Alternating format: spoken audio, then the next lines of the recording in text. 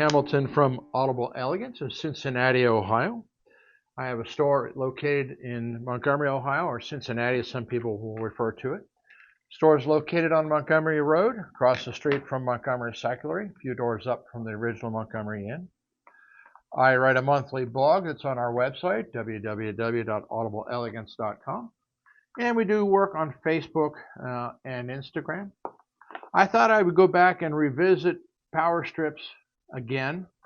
A few of the watchers really didn't particularly care for my gross attack on one where I put the hammer to it.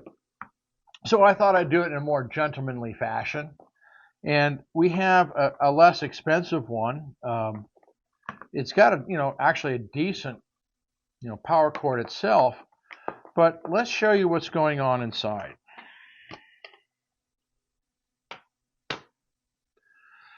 So instead of having real sockets, we're going through a switch here. A lot of them have switches. We're packed with a couple units to deal with surges. We also have a little friendly buddy down here at the end, capacitor. And what you've got is when things are plugged in, they literally are going into essentially a very lightweight brass at best. And as you can see, I can actually bend, I can bend it here, up here. And how well these grip points remain good is a real question. So you can see here, down in here that's been used a little bit more, they're spread out, so they're not making as good as contact as something up here that's real tight. So these things, if you're running a drill or something like that, well, fine, it's going to make a little heat difference, I suppose, at the contact points. But if you're running audio equipment, it's definitely not the best result. It's going to have its impact. Also, you have a ground. It's not a star ground, so everything kind of bus bars down to one point. And so I just wanted to show you that when you buy inexpensive power strips or try to use an inexpensive power strip, well, you're going to get inexpensive results. It's the only way of describing it.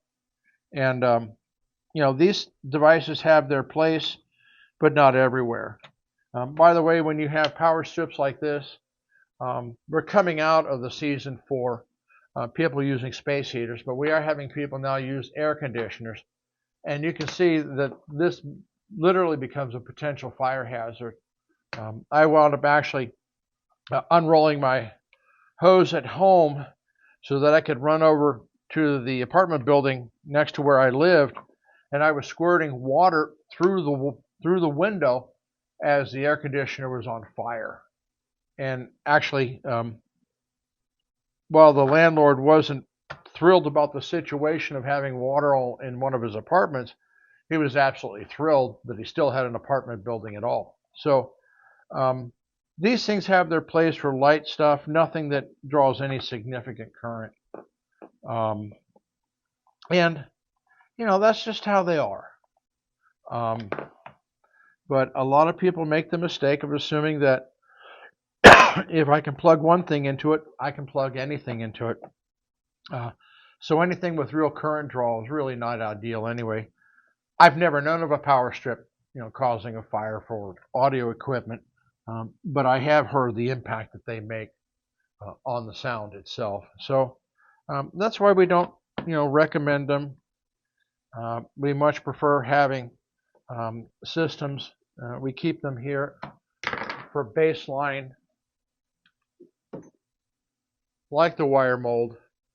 And what you have here is a much heavier structure build. You also have an individual socket designed to it, as opposed to this sort of plastic plate. And these are not $5.95 found in Ollie's Bargain Barn or something like that. And they're just simply sonically a lot better. We also have the AudioQuest power systems, which actually are quite extraordinary in how well they work. We installed a major one in a system, and the only way to describe it was there was the music, and there was no noise. It was just dead silent. It was amazing. So very impressive product out of AudioQuest, and we have those here too. So that's my more gentlemanly approach of looking at power strips. No hammers, no things being tossed in the garbage can. And so for those people who had a hurt feeling, well, I did this one the way you like to see it. There we are.